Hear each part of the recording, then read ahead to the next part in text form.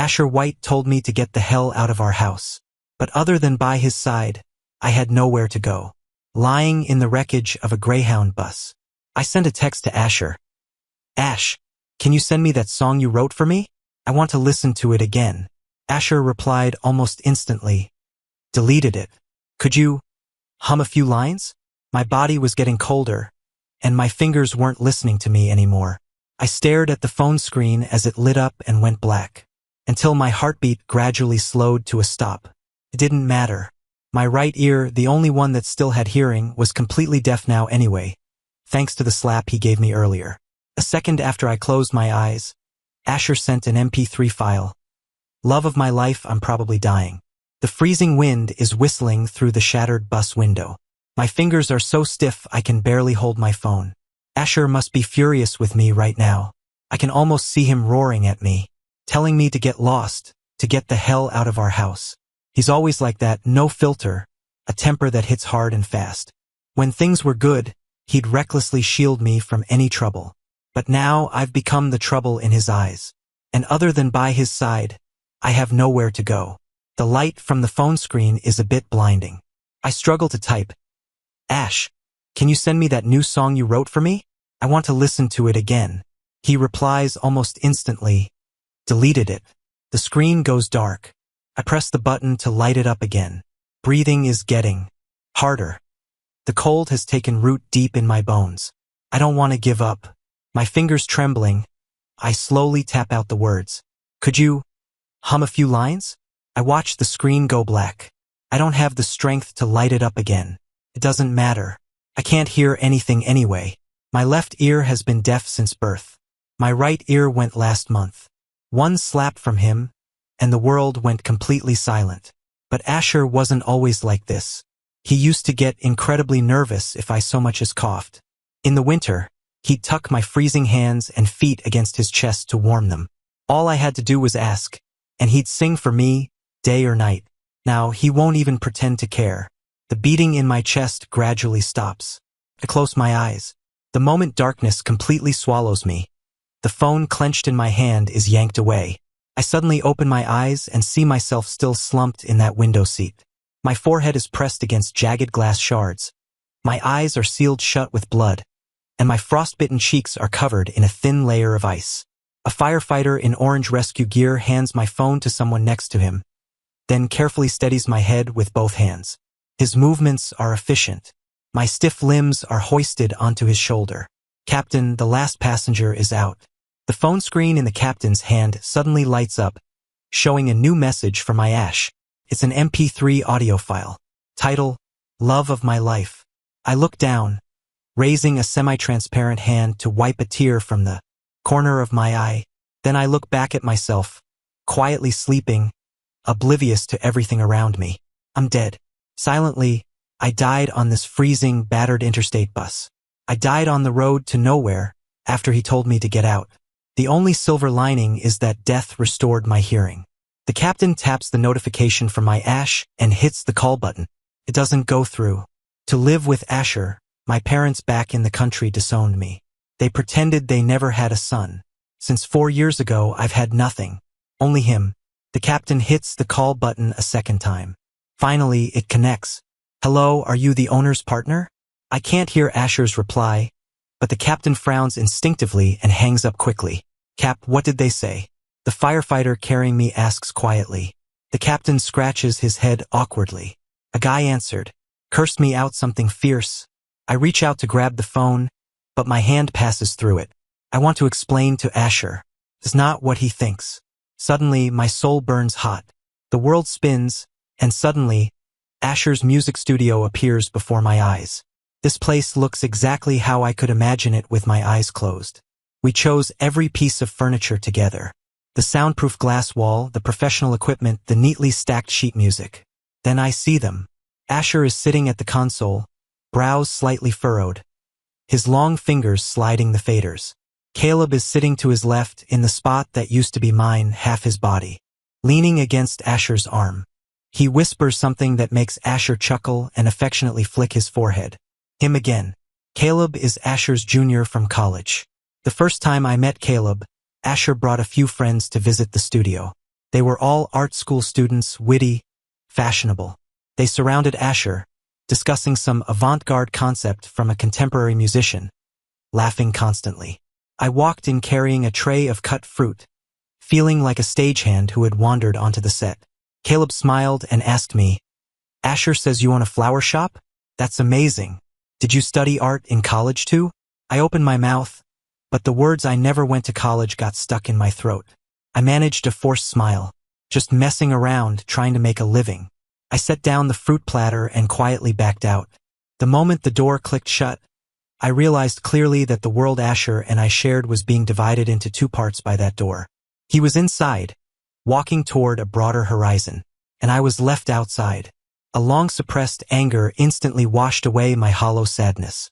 If he hadn't stolen Asher's time, how would Asher and I have ended up here? The way he acted helpless at school to get attention, those wide-eyed looks of adoration, and those phone calls that always seemed to come right when Asher and I were on a date. Without thinking, I rushed over and tried to shove Caleb. I lost my balance and fell right through Caleb's body, landing on the floor. Oh right, I'm not human anymore. I can't touch them and they can't sense me. Caleb rubbed his shoulder, looked around, and spoke in a soft, sugary voice. "Did you go out to take a call just now? You look a little upset." Asher pursed his lips and didn't speak. Caleb watched his expression, then chuckled lightly, blinking with feigned understanding. "Was it Felix? He almost made you breach your contract. He probably wants to apologize, right? Forget him. The most important thing right now is fixing this track for you. Didn't you say the producer is demanding? Let's hustle."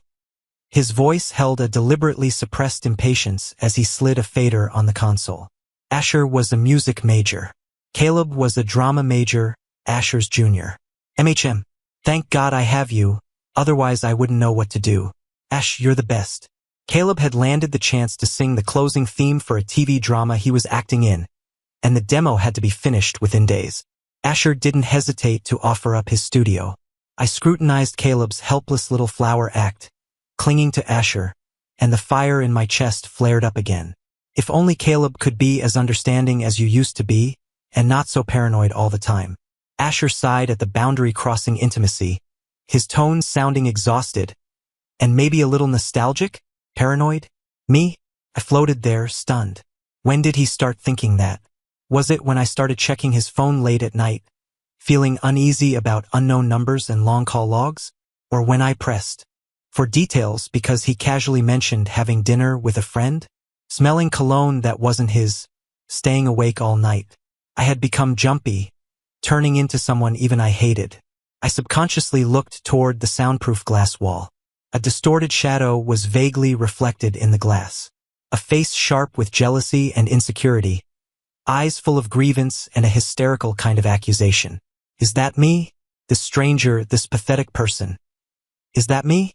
Just as I was reeling from this realization, Asher's phone on the console rang. He looked down, surprise flashing across his face, followed by an annoyed furrow of his brow. He instinctively wanted to hang up. The last time this number called was 6 months ago, and it resulted in a screaming match. "Hello, Mr. Miller?" He took a deep breath, suppressing the anger rising in his chest, and finally swiped to answer, albeit reluctantly. The Mr. Miller he was talking to was my father. "Felix? He's not with me right now." My father's voice came faintly through the receiver, speaking fast, urgent. "Not like him at all. Is it urgent?"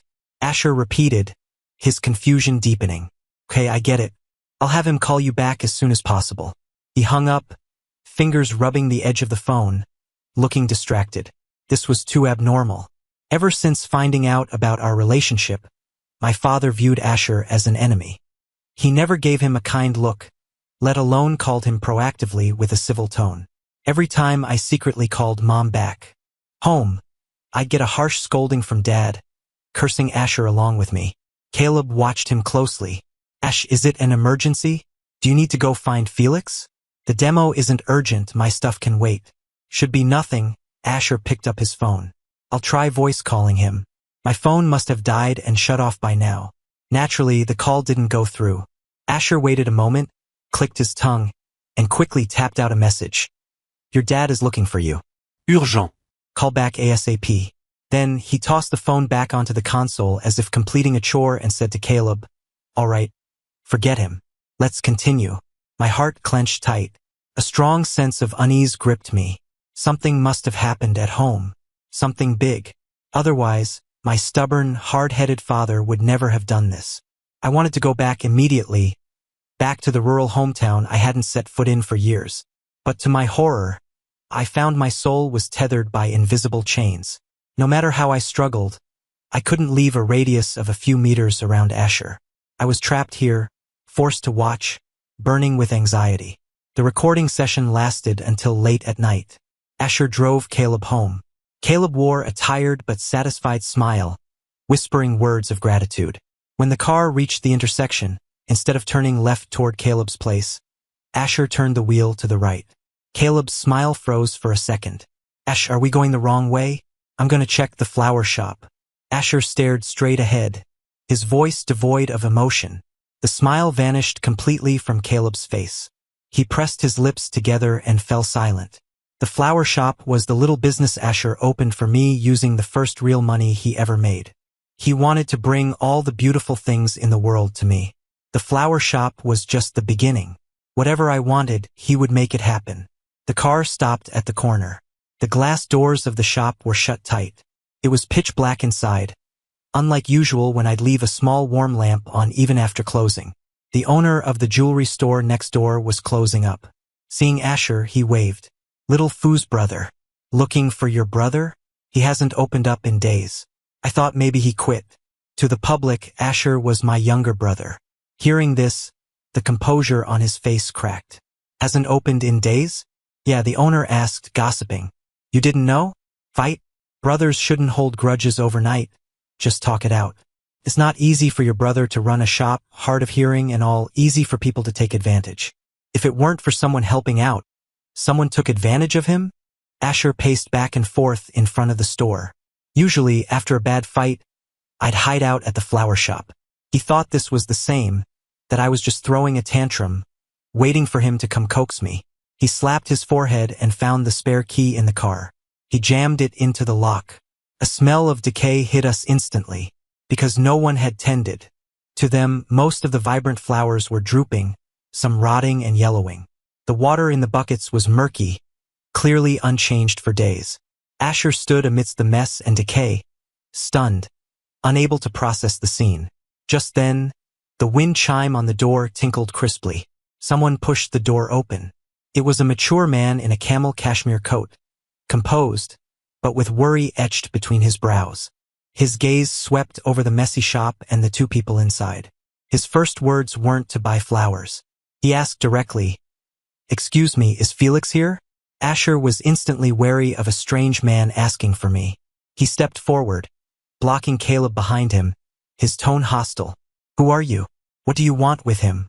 The man sharply looked Asher up and down. His already serious face hardened, carrying the relaxed confidence of someone in charge. He didn't answer Asher's question. Instead, he made a deduction. "You are Felix's partner." His tone was so certain that Asher forgot to deny it. Caleb tugged gently on Asher's sleeve, putting on his scared rabbit look. "Ash, I'm a little afraid." Liam's gaze swept over Caleb, barely pausing, before returning to Asher, who was clearly tense. Asher was an up-and-comer in the music scene, a semi-public figure, so he was sensitive to this kind of sudden attention. "I'm Liam." "A friend of Felix's," he said concisely, clearly not interested in small talk. Shock flashed across Asher's face. His expression clearly read, "Since when does Felix have a friend like this? Why didn't I know?" Liam had no interest in resolving his confusion. He looked around the ruined shop, his brow tightening almost imperceptibly, and said to Asher, "Please tell him his item is repaired. Have him contact me." With that, he turned to leave. "Wait." Asher's rich kid temper flared up. He stepped over to block Liam. "What item? You can just give it to me." Liam stopped, turned his head, and thought for a moment, appearing to weigh the option.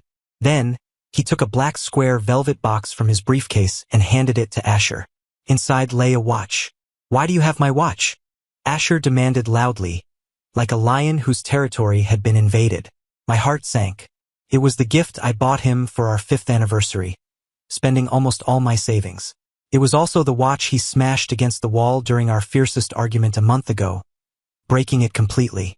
I had clung to a last shred of hope and found Mr. Liam, a regular customer who seemed well-connected.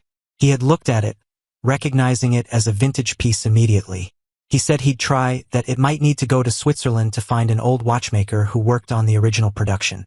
I hadn't had much hope. I didn't expect him to actually fix it.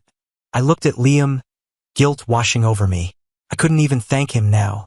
Liam answered indirectly. The dial and strap are restored, but for the movement inside, one specific part is completely out of production. The hands won't move anymore. Asher stared at the gleaming watch in silence. I knew him. The deeper the silence, the hotter the anger burning inside. His knuckles turned white as he gripped the box, deforming the velvet. He watched Liam walk away, his eyes complicated and unreadable. On the drive back, the atmosphere in the car was freezing. Caleb tried to make conversation. Ash, about my new song. I'm tired. Asher cut him off coldly, his mind clearly elsewhere. Caleb choked on his words, smart enough to shut up and look out the window. I floated beside him, clearly seeing his hand on his leg, gripping the seatbelt so tight it betrayed the storm beneath his calm surface. Asher distractedly dropped Caleb off at his place. He didn't offer his usual reminders to take care. He whipped the car around. He didn't drive back to our apartment. He drove straight to the White family villa. It was late, but the villa was ablaze with lights. Asher's mother heard the car and came out, pulling him aside, looking worried. Your dad's blood pressure is high lately. Be good, don't make him angry, okay? Asher waved the hand that was now wearing the watch, signaling he understood. Also, after you fighting him for so many years, your dad finally relented. Tomorrow, remember to bring that boy Felix over. We'll have a family dinner, okay? I followed Asher inside, openly entering for the first time. Unfortunately, it was in this form. Asher's mother, Elaine, stood under the porch light, looking expectant. As her son's car approached, she smiled. But when Asher and Caleb got out together, her smile froze. Asher, who is this? Where is Felix? Why didn't he come? Before Asher could speak, Caleb jumped in, plastering a fawning smile on his face. He held out expensive supplements. Caleb pinched his voice, making it sickeningly sweet. Hi, Aunt Elaine. I'm Asher's junior, Caleb. Sorry to intrude today, just a little token of respect. Please accept it. It is an intrusion. Elaine didn't take the bags, leaving Caleb's hand hanging in mid-air. Mom! Asher pushed Caleb's hand down, defending him. Aren't these the brands you usually like?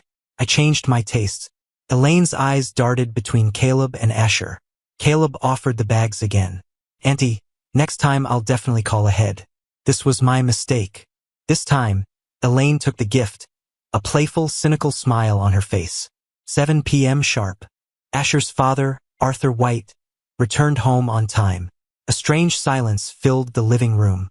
Arthur's sharp gaze landed on the living room, paused slightly when he saw Caleb, then looked at his wife.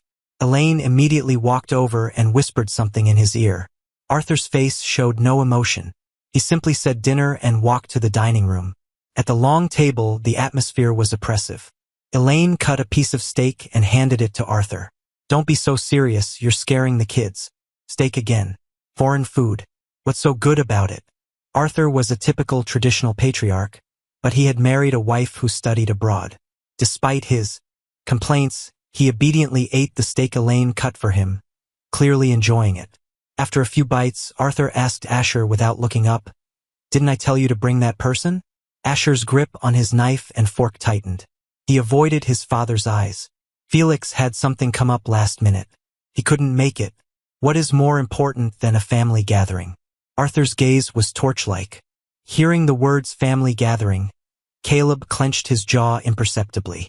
I'm not sure. Asher couldn't come up with a lie, his voice getting weaker. Elaine gracefully wiped the corner of her mouth with a napkin. Even if he's busy, he could at least call? That child. He wasn't so rude before. Asher didn't reply, as if even he realized something was wrong. The worry he had been deliberately ignoring began to surface in his eyes. Seeing her son like this, and glancing at Caleb trying hard to act obedient. Elaine put down her silverware and took out her phone. No, I have to video call Felix. I need to interrogate him. Not coming and not telling the elders, it's improper. Asher wanted to stop her, but Elaine had already dialed my video call. I thought it would ring unanswered or go straight to voicemail. However, the video connected in the next second. The face on the screen, of course, wasn't mine. A young man in a crisp police uniform appeared in the frame. Deceased. Elaine's voice shot up an octave, the phone nearly slipping from her hand. Asher bolted up from his chair, snatching the phone, his face almost pressed against the screen. What did you say? What traffic accident? What are you talking about? How could Felix? That's impossible. You have the wrong person. Veins popped on his forehead. Startled me. I had never seen him lose composure like this, not even during our worst fights. Sir, please calm down. The accident happened yesterday. A Greyhound bus rolled over on the interstate. Mr. Felix Miller's body is currently at the city hospital morgue. Are you family? Body? Morgue? Asher repeated the words, as if he couldn't grasp their meaning. His lips moved, but no sound came out. The rage in his eyes slowly turned hollow. Sir? Yes, I'm Felix's boyfriend. I'm sorry, sir. We need a spouse or immediate family member. Caleb stood up, timidly pulling at Asher's arm. Ash, surely it's a mistake. Maybe Felix is just... Shut up. Asher shoved him away. The force sent Caleb stumbling into the dining table, silverware clattering loudly. Asher didn't even look at him. Like a madman, he grabbed his car keys and rushed out. Asher. Elaine shouted anxiously from behind him. Arthur stood up too, supporting his swaying wife. He yelled in a deep voice to Asher, who was already at the door, Calm down. I'll have the driver take you. Too late. Asher's car had already vanished into the night. He sped the whole way. He kept muttering my name, running red lights, racing towards City Hospital. He grabbed every medical staff member he saw, asking incoherently where the victims from yesterday's crash were. Accompanied by an indescribable, cold smell, he arrived. The staff lifted the white sheet. I saw myself, lying there quietly, face ashen. The wound on my forehead had been cleaned up, but it still looked gruesome. My long eyelashes were lowered, never to flutter again. He once said he liked how obedient I looked when I slept. Now I was obedient forever. Asher was rooted to the spot, his body trembling. He moved forward agonizingly slowly, reached out a hand, and just as his fingertips were about to touch my cold cheek, he jerked back. Asher finally was willing to see me. Like this. No, impossible. He murmured. Felix, get up, get the fuck up. Stop pretending. He threw himself forward, grabbing my shoulders and shaking them violently, screaming. Get up. I order you to get up. Do you hear me? Didn't you want to marry me? I agree. What is this stunt you're pulling? Are you threatening me? I floated to his side, trying to catch his falling tears. Our last fight was about marriage and his contract. But he had shares in the company, so it wasn't really a breach of contract. He wanted to wait for his career to go further. And I couldn't wait, didn't want to wait anymore. Officers rushed over to restrain him, and medical staff scolded him sharply. Sir, please respect the deceased. Deceased? What deceased? He's not. He's just throwing a tantrum. He's lying to me. He won't leave me. He goes wherever I go. You don't understand. He wouldn't. His shouting grew quieter, finally turning into suppressed whimpers. Asher collapsed to the floor, hands gripping the edge of the metal gurney holding my body. I didn't know what to say. If you loved me this much, why were you so cruel to me when I was alive? Just then, Arthur and Elaine arrived, with Caleb following closely behind. Caleb stopped at the door, half his face hidden in shadow. The corner of his mouth in the light curled up slightly. Elaine saw Asher collapsed on the floor in a mess, then saw the lifeless me on the metal bed. She immediately covered her mouth, legs giving way as she leaned against Arthur. Arthur held his wife tight. A phantom pain shot through where my heart used to be. The anger I felt right after dying was replaced by conflicting emotions. I wanted to touch Asher's hair, to comfort him like I always did when he was down. My consciousness was suddenly pulled into a chaotic blur of light and shadow. The surrounding cold and the smell of antiseptic vanished, replaced by the humid scent of earth and grass. I saw 15-year-old Asher, his face bruised purple and blue. He was wearing a pristine white t-shirt that looked out of place in the surroundings, his skin a shade that hadn't seen much sun. He was being led by the village chief to the empty house next to mine. He had the arrogance of a city prince, but also a trace of hidden fear. Rumor was he caused big trouble in the city, so his family sent him to the middle of nowhere to build character and lay low. The chief rubbed his hands together, smiling obsequiously at my father. "Old Fu, please look after young Master White here. 3 meals a day delivered, clean bedding provided.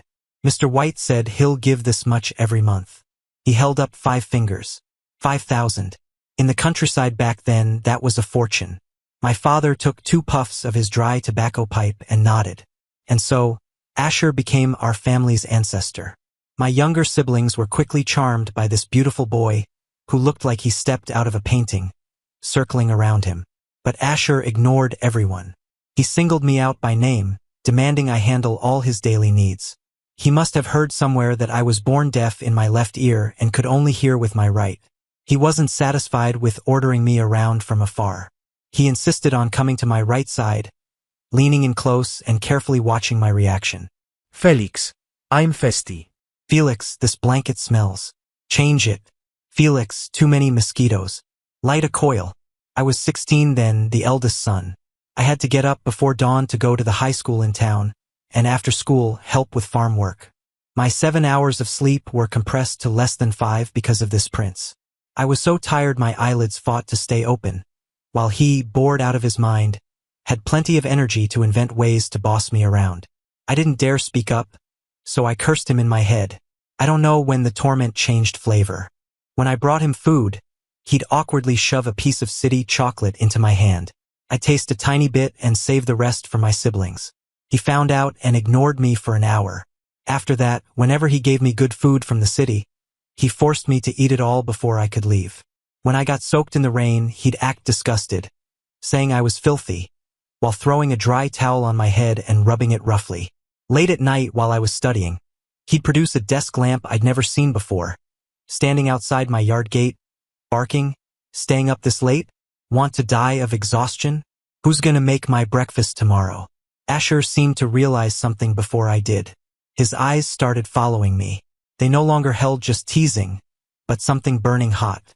One summer night, the moonlight was bright. He cornered me in the backyard where we stacked firewood. His breath was hot. "Felix, do you hate me?" He deliberately lowered his voice, lips brushing my ear. I didn't dare look at him, my heart pounding like a drum. Silence is consent.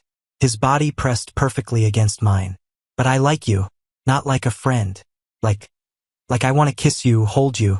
My brain went blank. He led me down the stray path called like, and I fell completely.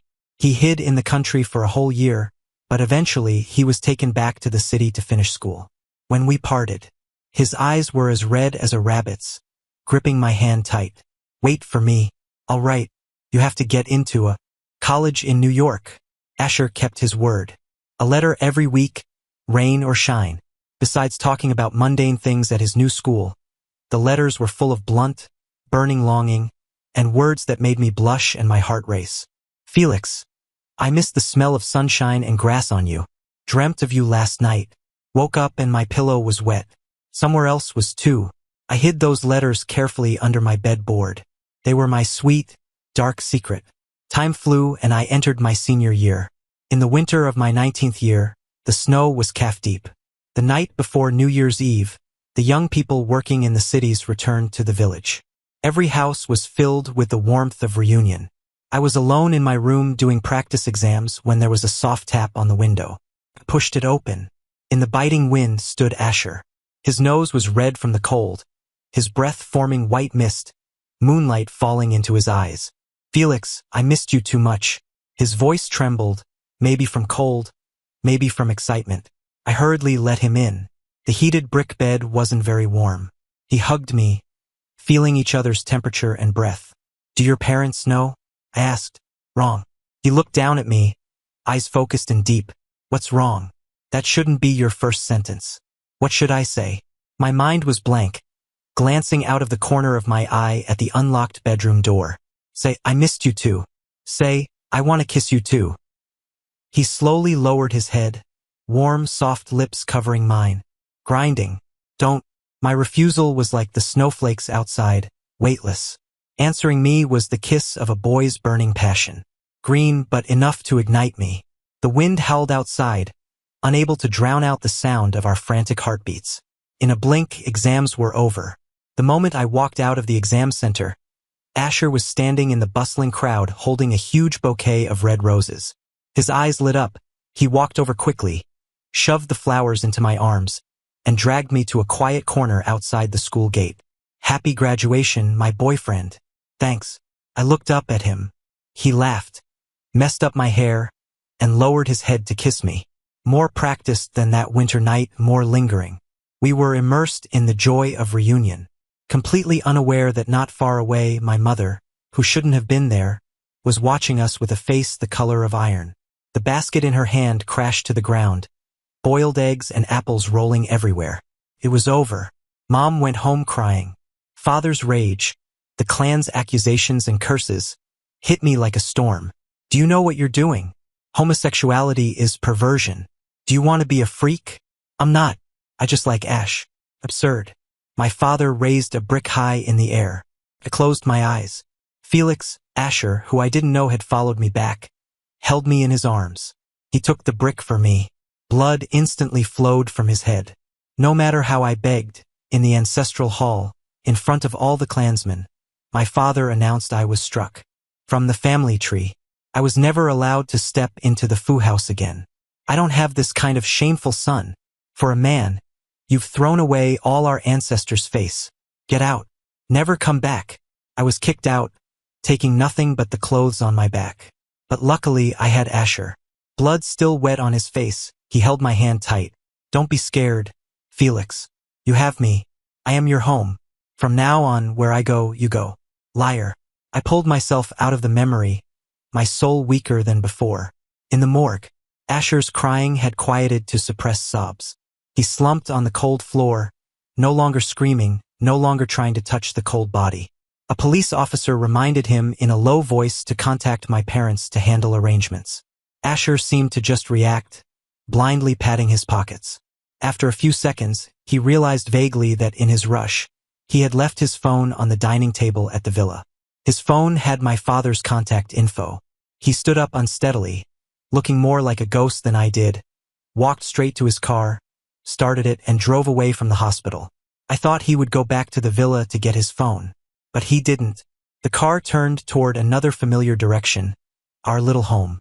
He walked to the door, seemingly out of muscle memory, and rang the doorbell. Once, twice. No answer. He stood there, dazed for a moment, then lifted a trembling finger to the fingerprint lock. Beep. The door opened. Inside, it was exactly as it was the day I left. The smell of an empty house. Where had he been living these days? With Caleb? He kicked off his shoes and walked inside barefoot. Crunch. The sound of something shattering. He paused, eyebrows knitting slightly. He lifted his foot. Blood beads slowly seeped out. He bent down, pinched the glass shard embedded in his flesh, pulled it out, and tossed it on the floor. Blood flowed faster. He straightened up, ignoring the first aid kit, and spoke to the empty living room. Felix, I'm bleeding. It hurts. Felix. Answering him was the muffled sound of traffic outside. The hope on his face dimmed rapidly. Felix, stop hiding. Come out. Asher started tearing through the house looking for me. Closet, desk, nightstand. He accidentally kicked an inconspicuous cardboard box under the bed. The contents spilled out. Mostly trinkets from when we were dating, movie stubs, amusement park tickets, letters full of love words. Among these memory-filled items, a slightly worn manila envelope stood out. Wait, don't open it. Asher opened the envelope and pulled out the A4 paper. It was an acceptance letter from Columbia University. The major was garden design, something I once mentioned I was interested in. You said you didn't get in. In that moment, I could almost hear the crash inside his head. I clearly remembered that summer that decided our fates, how I casually told him. My scores weren't great, I probably won't get into a good college. Really, I can take the exams again later. At the time, Asher's parents had cut off his money. If I didn't work, Asher might not even have gotten his high school diploma. Our future would have been impossible. So I hid the acceptance letter, covering it with happy memories of us. Now that I think about it, maybe I was covering a trace of regret deep in my heart. Asher's knees gave out. Thud. He knelt on the cold floor. You lied. His red-rimmed eyes stared hollowly at a point in the air. You fucking lied to me. Felix, why did you lie? If you told me if you went to Columbia, would you still be okay right now? I buried the version of myself that could have walked another path, willingly circling around you, thinking that was the entirety of love. So stupid. The next second, he desperately explained to the empty room, and Caleb. I don't like him.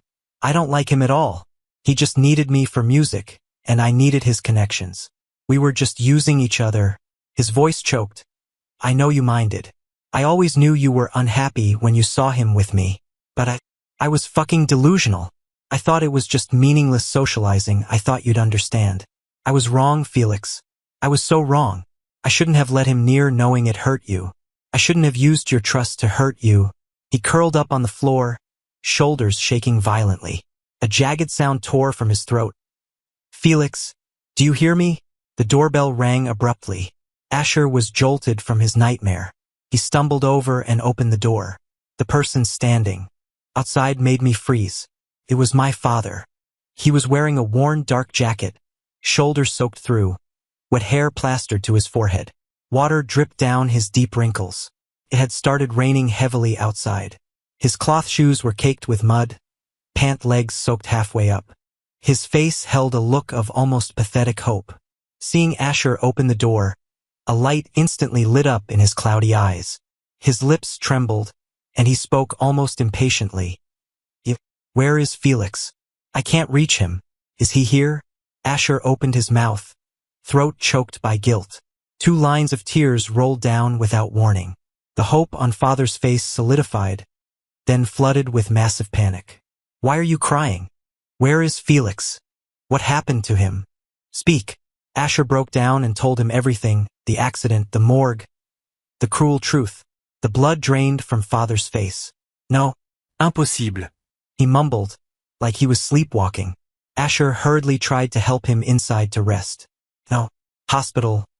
Take me to the hospital. I want to see my son. Now. Asher didn't dare delay. Supporting my father, who could barely walk, they rushed to City Hospital. At the morgue, father was unexpectedly calm. Calm in a way that scared me. He walked step by step to the gurney, reached out a hand covered in calluses and cracks, and incredibly gently brushed the bloody hair from my forehead, revealing the pale skin underneath. His hand hovered over my cheek for a long time, trembling, not landing. Father turned to the doctor, his voice raspy, careful, as if afraid to wake me. Doctor, my son. Was he in pain when he went? The doctor was silent, eyes full of pity. Silence was the answer. I didn't hurt, Dad. It didn't hurt at all. I leaned on Father's shoulder. I'm just tired. I want to go home. Father closed his eyes and didn't ask again. He immediately found the officer in charge, hunched over, tone pleading. Officer, when can I take my son home? Once the paperwork is done and signed. Father signed his crooked name on the death certificate. In the empty hospital corridor, Father stopped a funeral service worker, awkwardly asking about the next steps. I heard the man whisper that transporting a body back to the countryside intact was complicated and expensive. He suggested cremation here, then taking the ashes back. It was easier. Is that the only way? What if he can't find his way home? Asher, who had been following at a distance, stepped forward and said to my father, I'll arrange everything. I will bring Felix home. Father turned his head, lips moving. The eyes that once blasted fire at Asher were now exhausted. He rubbed his hands together and whispered, Thank you.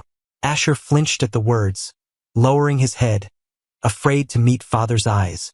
Uncle, don't say that. It's what I should do. He felt guilty. He didn't deserve that thanks. After settling my dazed father in a 5-star hotel near the hospital, Asher fled.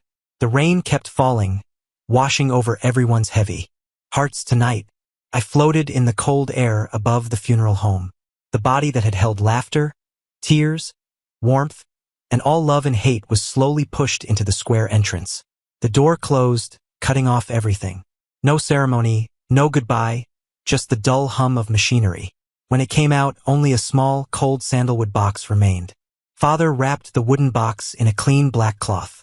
The hands that once raised a brick to hit me now held me tight against his chest. The mouth that disowned me now murmured not to be afraid, that he was taking me home, back to my roots. Father insisted on taking the train back home. Asher had no choice but to accompany him. Father placed me on his lap, using his body to shield me from people passing in the aisle. He barely closed his eyes the whole trip. Bloodshot eyes watched the scenery flying backward out the window. Occasionally he would lower his head and whisper so only we could hear. Almost there. We're almost home. The day of the funeral. Caleb called saying he wanted to come. Felix didn't like me getting too close to you when he was alive. Don't make him unhappy again. After a bumpy journey, we finally returned to the village I hadn't stepped in for years. To my surprise, Liam found his way here somehow. He had arrived before us. Low houses, familiar dirt roads. Everything seemed unchanged, yet everything had changed.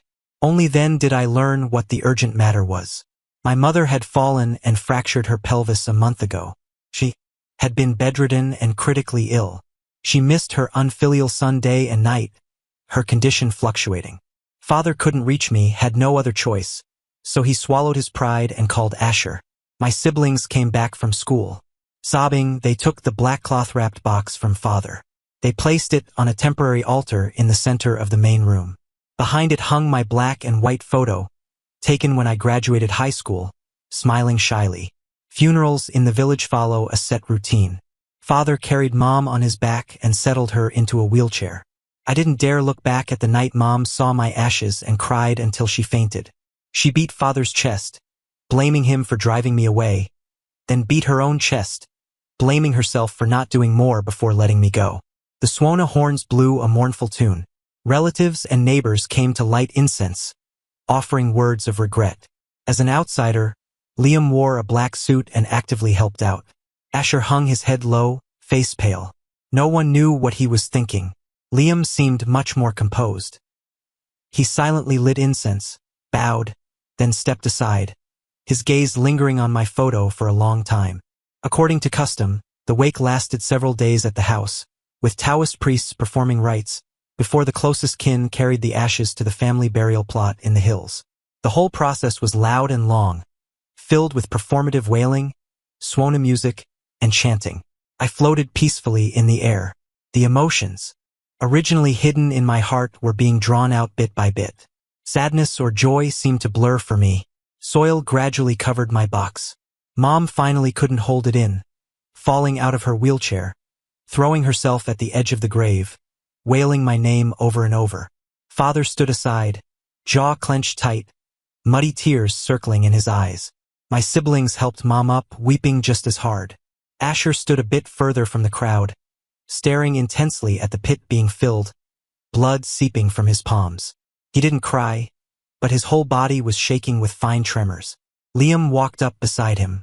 I liked Felix. What? Asher's eyes widened, looking incredulously at the man openly admitting to being a rival. Surprised? Liam smiled faintly. Felix was better than you imagine. I pursued him, but he firmly rejected me.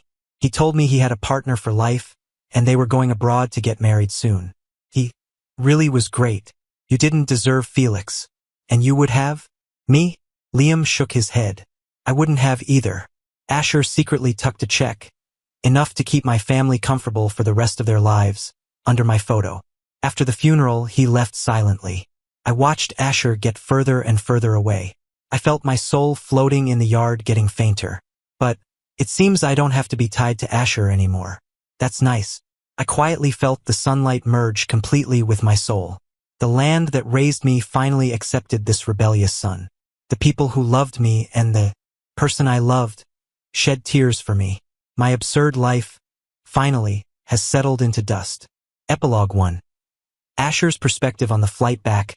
I squeezed my eyes shut, trying to block out the world. The moment I closed them, it was all Felix. It was the image of us squeezed into that tiny rental when we first got back to New York. He'd come back from waiting tables, fingers so tired they wouldn't straighten. Yet he'd wait for me to get back from night classes to sit with me while I finished my assignments.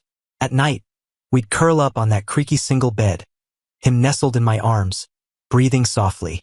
He was the only light and warmth in those gray days. Later, 6 months passed. My mom, for some reason, finally stopped objecting so hard. She turned a blind eye, tacitly accepting us. The only condition was that Felix couldn't step foot in the white family home. Later still, my parents, even my stubborn dad, softened toward Felix. He remembered the flowers Mom liked and had me bring them over. Dad had high blood pressure. Felix found some folk remedy and quietly prepared the herbs. In his own clumsy, resilient way, he tried to melt into my world, warming everyone around me. When did our relationship start to change? Was it when I got into the college I wanted, started having some success with music, met more people, saw more things, and began to feel his care was a cage? Or was it when I got used to his meticulous care, gradually forgetting that he was an individual with dreams and talent? 2. I took his kindness for granted. I forgot he once had wings to fly, but willingly landed in this tiny square of earth for me. Even because of ridiculous jealousy and misunderstandings, because he stopped understandingly asking questions, because of the eyes full of insecurity and grievance he looked at me with, I turned vicious. During the autopsy, I found out my slap had deafened his only remaining ear, and I told him to get out. The plane hit turbulence, shaking violently. I snapped my eyes open, cold sweat pouring down. Gone. There is no one left in the world who remembers every tiny detail of my tastes. No one who, when I get hurt, will scold me with red eyes for being careless while clumsily tying an ugly bandage bow. No one will ever look at me with that gaze of total dependence and adoration again. My life will never have Felix in it again. I regret it. Felix, I really regret it. I leaned back, covering my face with my hands, crying silently. Too late. I went back to our little home. I started rewriting the song that belonged to Felix, love of my life. The melody was no longer romantic and lingering. It was filled with sorrow and reluctance. The day the new song dropped, I did a live stream. This song is dedicated to my past lover. I am retiring from singing permanently, because my music, along with my soul, died with him. The best Felix in the world is never coming back. After the stream, I looked at the Columbia acceptance letter taped to the wall. The funeral in Felix's hometown, I still didn't dare tell his family this good news. I was afraid of the look in their eyes if they knew. It silently declared my selfishness, stupidity, and my unforgivable sin. I destroyed our love, and I destroyed the brilliant life he should have had. Epilogue. Liam, the first time I walked into that flower shop, it was to buy flowers for my fiancée. Felix was on his tiptoes arranging stock on a high shelf. What kind of flowers do you need? He turned around, a light sheen of sweat on his forehead. I said I needed a bouquet for my fiancée. He nodded, fingers moving skillfully through the blooms. His gaze was focused as he trimmed the stems. Add 2 stems of chamomile, he handed me the bouquet. It makes the whole arrangement livelier. I noticed he always tilted his right ear slightly when listening to people. Later, once I knew him better, I learned his left ear couldn't hear. But that didn't stop him from running the shop perfectly. When I found out people sometimes gave him trouble because of his hearing, I, for the first time, took care of those people for someone I'd only met a few times. Later, I found excuses to go often. One day the office needed decoration, the next a friend's grand opening needed baskets. Really, I just wanted to see him. After getting familiar, I discovered that although he hadn't gone to college, he knew a lot. Floral knowledge goes without saying, but he could talk eloquently about color theory and plant care. Red when it's slow, he smiled. Since I opened a flower shop, I should be professional. Turns out, his floral arrangements had won provincial awards. He was that kind of person, whatever he did it the best he could. I knew it was wrong. I had a fiancé getting married at the end of the year. It was a lavender marriage to cover the fact that I liked men. But seeing him, I couldn't suppress the thoughts in my heart. Until once, asking about his family, he said naturally, I live with my boyfriend. My heart sank. Thrilled to confirm his orientation, yet devastated that someone was already by his side. I still couldn't help it. I hinted at my true situation. He was confused at first. When he understood, his eyes grew distant. Felix, I finally said it. I admire you, maybe more than admire. He frowned, looking at me very seriously. Mr. Liam, you have a fiancé. That's wrong. That's fraud. His words made me ashamed. I hurriedly explained the true nature of the agreement. He listened, silent for a moment, and his expression softened a bit. So that's how it is. I misunderstood you. His tone was gentle, but the distance remained. I knew I never had a chance. In the days we met after that, he would occasionally mention his Ash, eyes lighting up. He said they were going abroad to get married. They were partners for life. Looking at him, I knew clearly that I didn't deserve him. My circumstances might have been better than his, but emotionally he was purer than me, braver than me.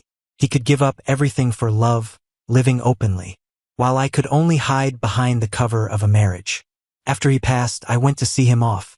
I stopped the young man named Asher. I said I liked Felix, and I said I didn't deserve him. It wasn't false modesty. In my heart, Felix deserved the best love in the world. Unfortunately, neither Asher nor I could give it to him.